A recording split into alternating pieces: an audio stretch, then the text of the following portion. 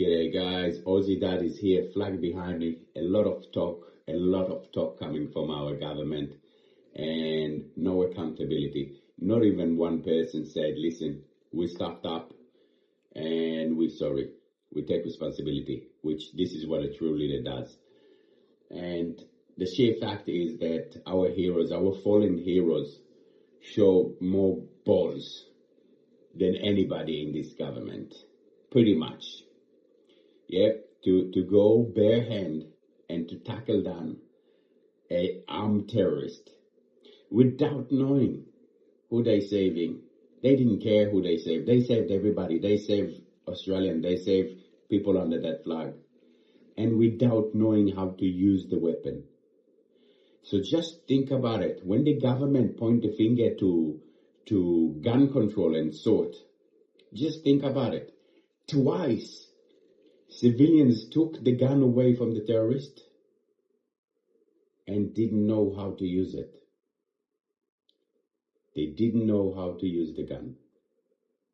And Boris was the first hero. Boris and Sophia, rest in peace. Beautiful soul. Immigrant, Jewish. And again, it's not relevant. I love to add that just to show how Australia is constructed. Immigrant, Jewish. Ahmed al-Ahmad, immigrant, Muslim. They're all Australian heroes. And Boris was the first to tackle the terrorist before any bullet was fired. They were the first to die, Boris and his wife. True hero death. If Boris knew how to use that gun, it was a shotgun, by the way, for those of you who doesn't understand. Hence why all the shrapnel shotgun does horrible damage. And they didn't know how to use it. Twice these terrorists was removed off their gun by, unfortunately, hero people, brave people, but they didn't know how to use it. If Boris knew how to use the gun, they would be dead and no one else would have been injured. Just food for thought.